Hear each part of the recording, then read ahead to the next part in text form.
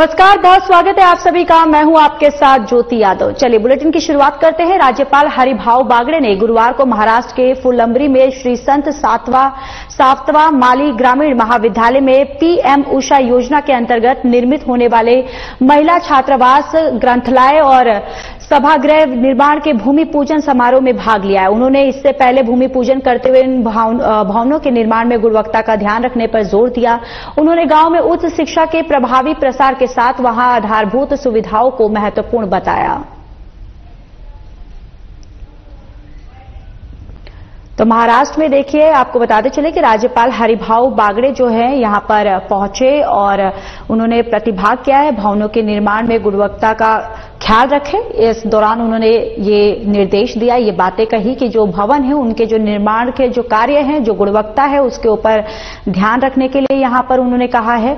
और साथ ही साथ आपको बताते चले कि यहां पर आयोजन जो है किया गया और इसके साथ ही यहां पर गणमान्य लोग भी मौजूद थे। आधारभूत सुविधाओं का उन्होंने एक महत्व क्या होता है वो भी यहां पर उन्होंने साझा करा और साथ ही साथ आपको बताते चले कि उन्होंने निर्माण कार्य जो है उस पे जो उसकी गुणवत्ता है उसको किस तरीके से सही तरीके से किया जाए उसको लेकर भी उन्होंने निर्देश दिए हैं यहां पर।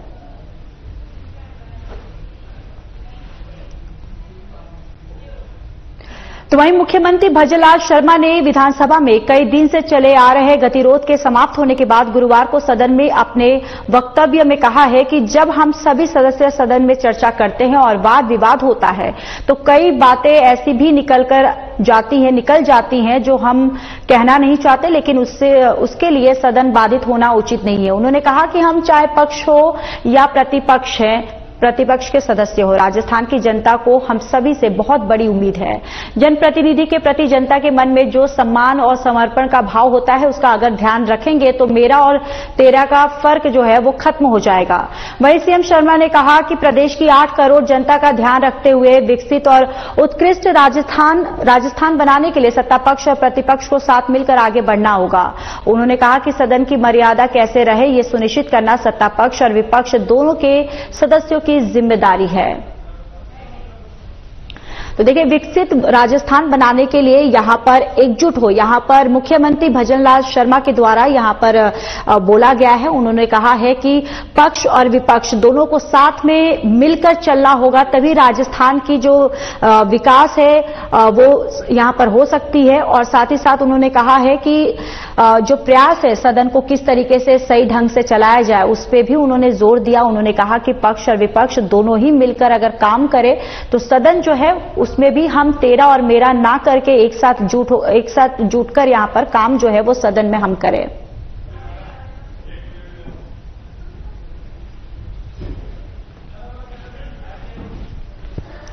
तो विकसित राजस्थान बनाने के लिए एकजुट हो, मुख्यमंत्री भजनलाल शर्मा के द्वारा ये बातें कही गई। आपको बताते चले कि राजस्थान में विधानसभा का सत्र जो है वो शुरू है और इस दौरान मुख्यमंत्री भजनलाल शर्मा ने उन्होंने कहा है कि चाहे पक्ष हो या चाहे विपक्ष हो, सभी को एक साथ जुटकर यहां पर काम करना चाहिए। साथ ही साथ एक साथ काम करने से ही राजस्थान का विकास हो सकता है।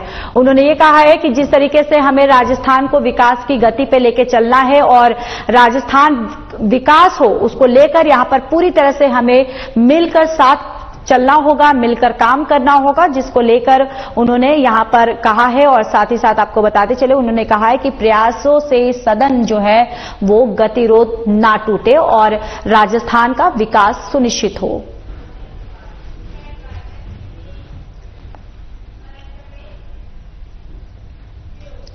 तो वहीं बीजेपी प्रदेश कार्यालय में अल्पसंख्यक मोर्चा के प्रदेश पदाधिकारी, प्रदेश कार्य समिति सदस्य, जिलाध्यक्ष और जिला महामंत्रियों की बैठक आयोजित हुई।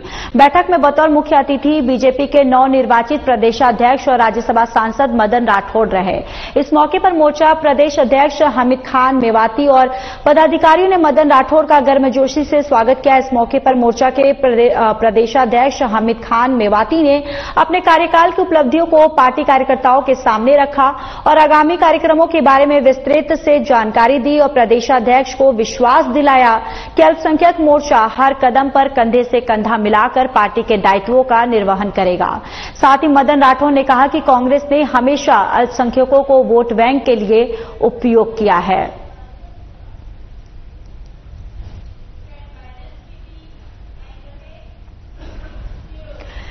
राजस्थान सरकार में उद्योग और वाणिज्य मंत्री कर्नल राज्यवर्धन राठौड़ ने प्रधानमंत्री नरेंद्र मोदी के कुशल मार्गदर्शन में अधिकारियों के साथ राजस्थान ग्लोबल इन्वेस्टमेंट समिट के तहत हुए एमओयू और फिनटेक पार्क जयपुर में बन रहे यूनिटी मॉल, राजस्थान मंडपम और अन्य विकास कार्यों के प्रगति की समीक्षा बैठक की। राज्यवर्धन राठौड़ ने कहा कि राजस्थान निवेश प्रोत्साहन योजना 2024 ने सब्सिडी कर छूट और रोजगार सृजन प्रोत्साहन सहित आकर्षक वित्तीय प्रोत्साहन प्रदान किए। Rising Rajasthan global investment summit 2024 के तहत देश विदेश के निवेशकों ने हमारी सरकार की तरफ से स्थापित पॉलिसी फ्रेमवर्क में विश्वास जताते हुए पहले ही साल में 35 लाख करोड़ रुपए से अधिक के एमओयू पर हस्ताक्षर किए हैं, जो राज्य के इतिहास में सर्वाधिक है और इन पर धरातल पर काम भी शुरू हो चुका है।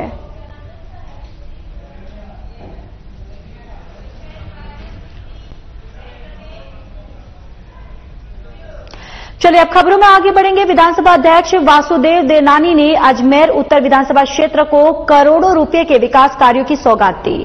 उन्हीं की अनुशंसा पर अजमेर विकास प्राधिकरण ने विधानसभा क्षेत्र के कई क्षेत्रों में विकास कार्यों की स्वीकृति जारी कर दी है। नाला निर्माण, पुलिया और सड़क निर्माण आदि कार्यों से हजारों लोगों को जल भराव से मुक्ति और आवागमन की सुविधा मिलेगी। बताते चले कि विधानसभा अध्यक्ष देवनानी ने पिछले दिनों अजमेर विकास प्राधिकरण के अधिकारियों को अजमेर उत्तर विधानसभा क्षेत्र में कई इलाकों में जल भराव की समस्या से मुक्ति और अन्य विकास कार्यों की स्वीकृति जारी कर आमजन को राहत देने के निर्देश दिए थे। तो वहीं देवनानी के निर्देश पर अजमेर विकास प्राधिकरण ने विभिन्न विकास कार्यों की स्वीकृति जो है वो जारी की है। और इसके तहत रामेश्वरम स्कूल, वरुण सागर रोड के पास क्षतिग्रस्त नाला और पुलिया का निर्माण, बोराज में नाले का निर्माण और मरम्मत कार्य 1 करोड़ 95 लाख रुपए की लागत से कराया जाएगा।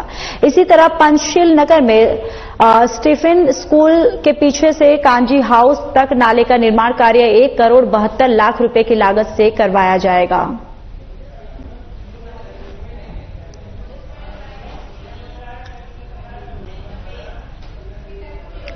तो वहीं अपेक्स यूनिवर्सिटी परिसर में विज्ञान एवं प्रौद्योगिकी विभाग, राजस्थान सरकार और विज्ञान भारती के संयुक्त तत्वावधान में विज्ञान दिवस पर आयोजित विज्ञान महोत्सव में मुख्य अतिथि के रूप में संबोधित किया। तो वहीं आपको बताते चले कि भारत सदियों से ज्ञान और विज्ञान में विश्व का नेतृत्व करता रहा है।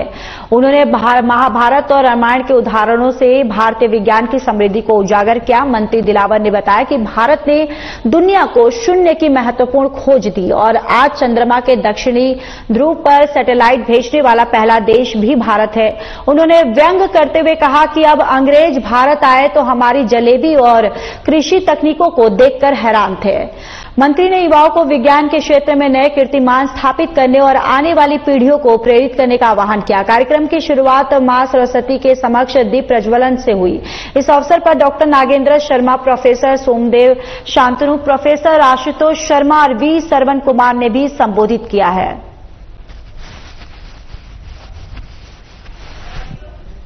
विज्ञान भारती द्वारा 2 दिवसीय राजस्थान विज्ञान महोत्सव और हर वर्ष इसका आयोजन करते हैं। ये विद्यार्थी, शोधार्थी और साइंस के जानकार हैं जो आगे बढ़ना चाहते हैं, उसके लिए प्रेरणा बनता है। राजस्थान में रीट परीक्षा के तमाम इंतजाम किए गए हैं। लाखों अभ्यर्थी रीट की परीक्षा दे रहे हैं। अभ्यर्थियों ने परीक्षा को लेकर एक जुनून भी देखा जा रहा है। टोंक में भी एक महिला अभ्यर्थी को परीक्षा देने में इतना जुनून था कि महिला अपनी गर्भ अवस्था के बीच भी परीक्षा देने पहुंच गई।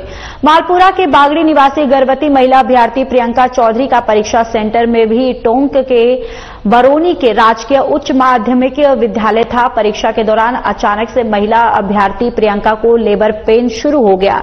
इसकी सूचना केंद्राधीशक ने तुरंत जिला प्रशासन को दी, जहां पर जिला प्रशासन की सूचना पर परीक्षा केंद्र पहुंची और 108 एम्बुलेंस की मदद से प्रसूता को टोंक सआदत अस्पताल के जनाना अस्पताल लाया गया, जहां चिकित्सकों की देखरेख महिला अभ्यर्थी प्रियंका चौधरी की नॉर्मल डिलीवरी हुई। प्रियंका ने बालिका को जन्म दिया। फिलहाल नवजात और प्रसूता दोनों पूरी तरह से स्वस्थ हैं।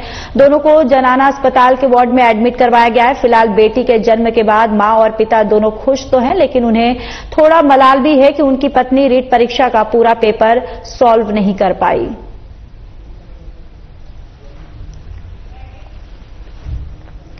देखिए, आपको बताते चले कि रीट परीक्षा देने गई महिला जो है वहां पर आपको बताते चले कि लेबर पेन शुरू हुआ, जिसके बाद आनन फानन में महिला को अस्पताल लेकर गए और जिसके बाद महिला की डिलीवरी हुई। और आपको बताते चले कि यहां पर महिला और उनके पति दोनों बच्ची के जन्म से खुश हैं, लेकिन उनका ये भी कहना है कि पेपर जो है रीट की जो एग्जाम है वो पूरी नहीं हो पाई, उसका थोड़ा बहुत मलाल है।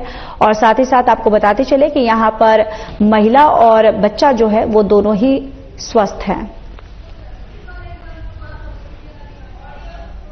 घटना ये था, मैं सेंटर से बाहर था, ये पेपर दे रहे थे अंदर रीट का।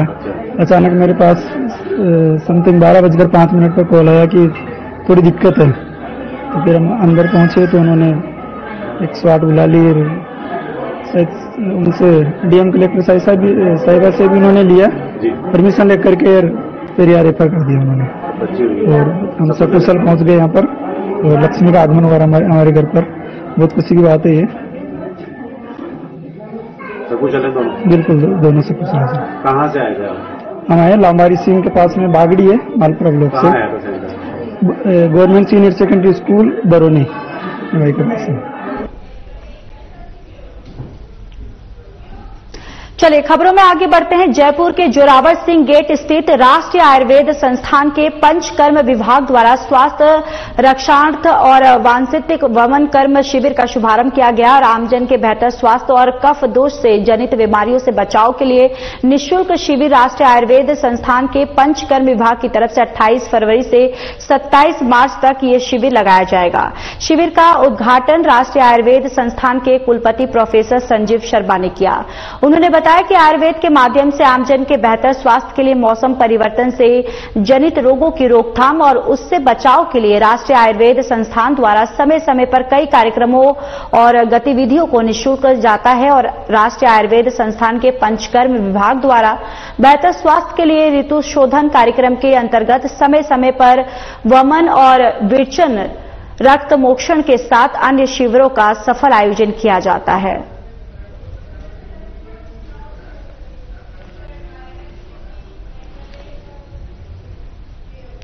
चैत्र प्रतिपदा पर हिंदू नववर्ष के प्रति जागरूकता बढ़ाने के उद्देश्य से कर्मवान फाउंडेशन द्वारा हिंदू नववर्ष स्वाभिमान यात्रा का आयोजन किया जा रहा है। इसको लेकर गुरुवार को एक प्रेस वार्ता आयोजित की गई। फाउंडेशन के वेद व्यास ने पत्रकारों को बताया कि यात्रा 28 फरवरी को बीकानेर के दमाड़िनी चौक से रवाना होगी। यात्रा में 10 4 व्हीलर शामिल होंगे जो राजस्थान के बीकानेर, फलोदी और जैसलमेर, बाड़मेर, बालोतरा, जोधपुर और नागौर जिलों तक पहुंचेगी। इस दौरान करीब 1500 किलोमीटर की दूरी तय करेंगे। इस अभियान का उद्देश्य लोगों में हिंदू नववर्ष के प्रति जागरूकता बढ़ाना और इसके महत्व को प्रचारित करना है, ताकि अधिक से अधिक लोग जो हैं इस परंपरा को सम्मान दें और उत्साह के साथ नववर्ष जो है वो मनाएं।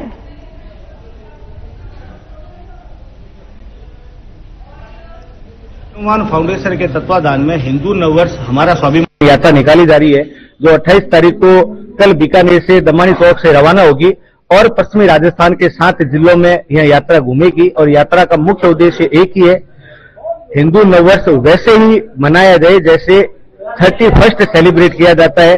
और यह हमारा प्रयास है कि भाई हिंदू नववर्ष भी बड़े धूमधाम से मनाया जाए। इसके लिए यह यात्रा निकाली जा रही है और बीकानेर में भी खूब सारे दुकानदारों से और प्रतिष्ठानों से संपर्क किया, रेस्टोरेंट, कैफे, उन लोगों से कि वो भी उस दिन 31st की तरह ही अपने प्रतिष्ठानों को सजाए। तो वहीं बांसुर के रामपुर के समीप सबलपुरा की पहाड़ियों में प्रसिद्ध चूड़ सिद्ध बाबा का विशाल मेला बड़े ही धूमधाम के साथ आयोजित किया जा रहा है। लोग पैदल हाथों में बाबा का निशान लेकर मंदिर तक पहुंच रहे हैं। चूड़ सिद्ध बाबा के आसपास के क्षेत्र में अच्छी मान्यता है। मेले के दिन सभी घरों में दाल चूरमा बनाया जाता है। बाबा की जोत देखकर परिवार में सुख समृद्धि की कामना करते हैं। यहां नवविवाहिता जोड़े बाबा के मंदिर में मत्था टेककर नए जीवन की शुरुआत करते हैं। और एक दिन पहले यानी कि महाशिवरात्रि के दिन से ही दूर दराज से यात्री मेले में पहुंच रहे हैं और बाबा के दर्शन कर रहे हैं। चूहड़ स्थित महाराज के मेले के साथ ही क्षेत्र में मेलों की शुरुआत हो चुकी है। मेला कमेटी की ओर से श्रद्धालुओं के लिए खास इंतजाम भी किए गए हैं।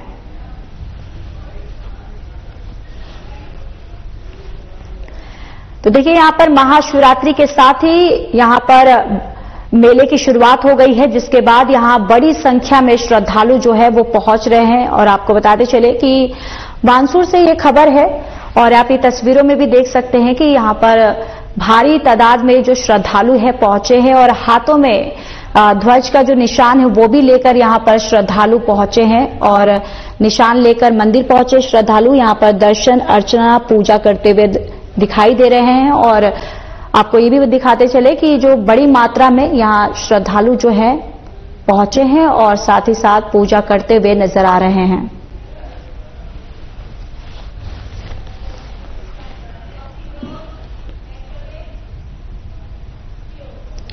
जवाहर कला केंद्र की पाक्षिक नाट्य योजना के तहत बुधवार को रंगायन में नाटक हेलो मिस्टर परसाई का मंचन किया गया।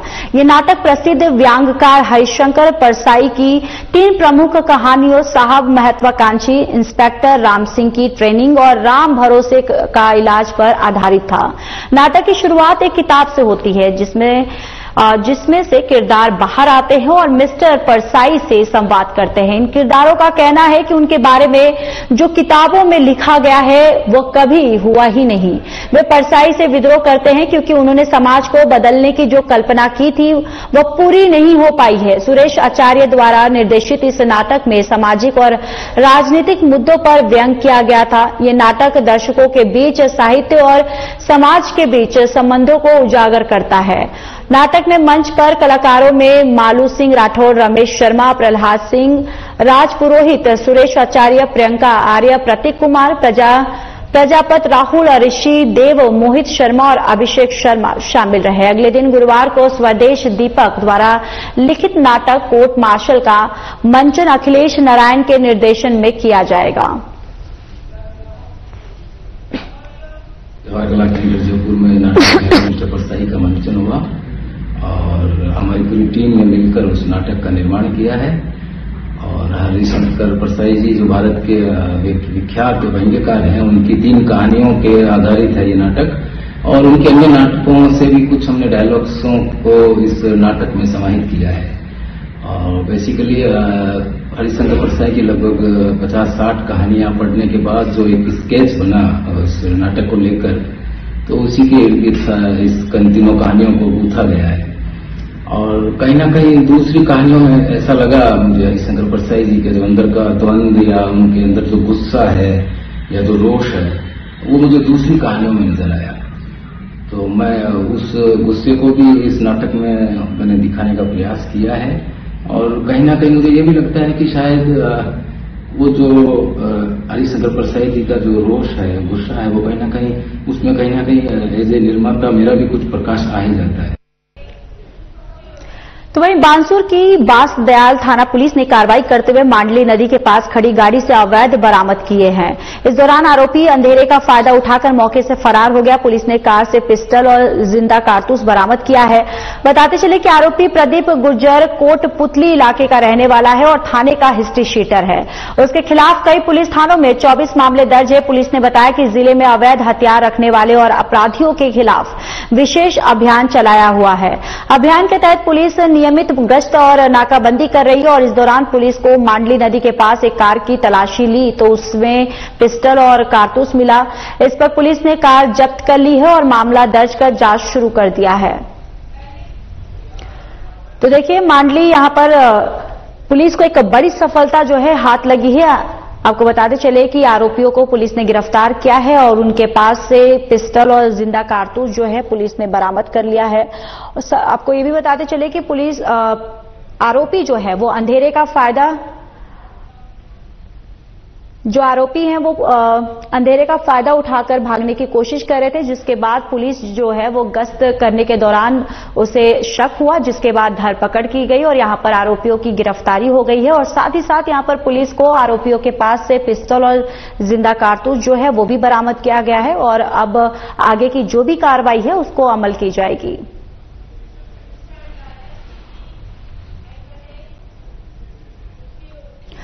अलवर जिले की थाना कोतवाली पुलिस ने गौ तस्कर गिरोह के मुख्य सरगना हिस्ट्री शीटर अरशद में निवासी पालपुर थाना शेखपुर आहिर जिला भिवाड़ी को गिरफ्तार करने में सफलता हासिल की है। आपको बताते चले कि आरोपी गिरफ्तारी पर 25,000 रुपए का इनाम घोषित है और एसपी संजीव नैन ने बताया कि अरावली विहार थाना पुलिस की ओर से 23 फरवरी की रात एक पिकअप में गौकशी के लिए ले जाई जा रही 2 गायों का मुक्त कराकर और शातिर गौ तस्कर जुबेर खान मेव निवासी ताजुका बास थाना किशनगढ़ बास जिला खैरतल और तिजारा को गिरफ्तार कर पिकअप गाड़ी से एक देशी कट्टा और 2 कार्टून शराब के जब्त किए गए। इस कार्रवाई के दौरान मौके से 4 गौ तस्कर अरशद और उसका भाई अख्तर उर्फ मित्तल और 2 अन्य आरोपी फरार हो गए थे। दोनों शातिर अपराधी भाइयों की गिरफ्तारी के लिए उनके कार्यालय से 25,000 रुपए का इनाम घोषित किया गया था, जिसके बाद टीम गठित कर आरोपियों की छानबीन की जा रही थी। फिलहाल पुलिस ने आरोपी अरशद मेव को गिरफ्तार कर जेल भेज दिया है और पुलिस आगे की जांच पड़ताल में जुट गई है।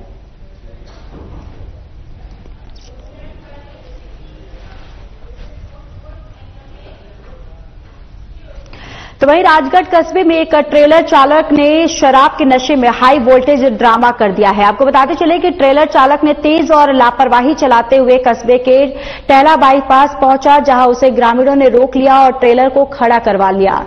सूचना पर राजगढ़ थानाधिकारी राजेश मीना जाप्ते के साथ मौके पर पहुंचे, जहां उन्होंने चालक को ग्रामीणों से दस्तयाब कर ट्रेलर को जब्त कर लिया। चालक इतना नशे में था कि ट्रेलर फाटक पर खड़ा कर करीब 15 मिनट तक सड़क को जाम कर दिया। गनीमत ये रही कि उस समय ट्रेन का आना नहीं हुआ और दुपहिया वाहन चालकों के साथ किसी बड़ी घटना होने से बच गई। पुलिस ने मामला दर्ज कर जांच शुरू कर दी है।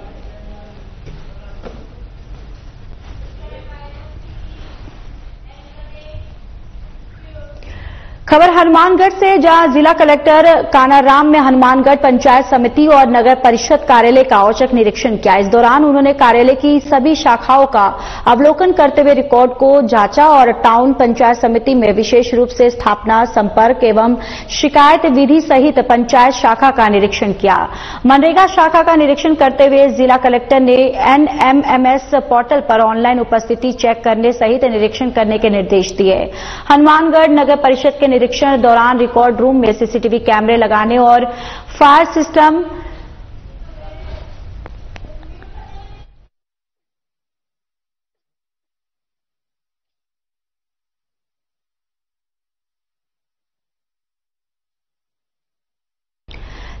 इंस्टॉल करने के निर्देश दिए। जिला कलेक्टर ने कहा कि निस्तारित पत्रावलियों के रिकॉर्ड को रिकॉर्ड रूम में रखवाया जाए और नामांतरण के निस्तारण की पेंडेसी को शीघ्र दूर करने, निर्माण कार्य में कार्यादेश जारी होने के बावजूद शुरू नहीं हुए कार्यों को जल्द शुरू करवाते हुए पूर्ण करवाने के निर्देश दिए।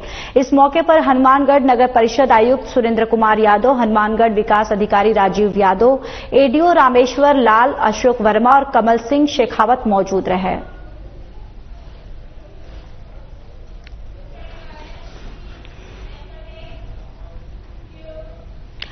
आई लीग में राजस्थान यूनाइटेड फुटबॉल क्लब उरुगेन और खिलाड़ी मैकॉल कैब्रियल ने कैब्रा में अपने अविश्वसनीय गोल से फुटबॉल प्रेमियों को मंत्रमुग्ध कर दिया है। रियल कश्मीर के खिलाफ जयपुर में हुए मुकाबले में उन्होंने खेल के पहले हाफ में ऐसा गोल दिया जिससे मौजूदा सीजन का सर्वश्रेष्ठ गोल माना जा रहा है।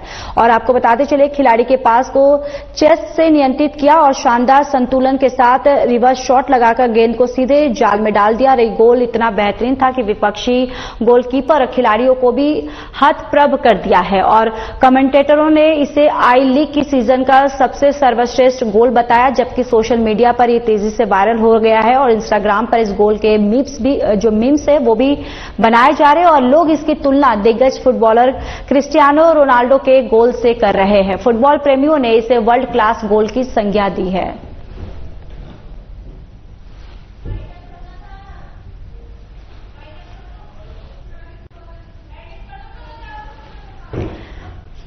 तो देखिए, जयपुर से ये खबर है जहां पर आई लीग में कैब्रा और अविश्वसनीय गोल जो है उनके द्वारा किया गया है, जिसको यहां पर एक शानदार गोल जो है वो बताया जा रहा है। और एक गोल का जो क्लिप है ये सोशल मीडिया पे काफी वायरल हो रहा है और जो कमेंटेटर है वो भी इस गोल को इस सीजन का इस लीग का सबसे बेस्ट गोल जो है उनके द्वारा बताया जा रहा है और सोशल मीडिया पर भी काफी वायरल हो रहा है।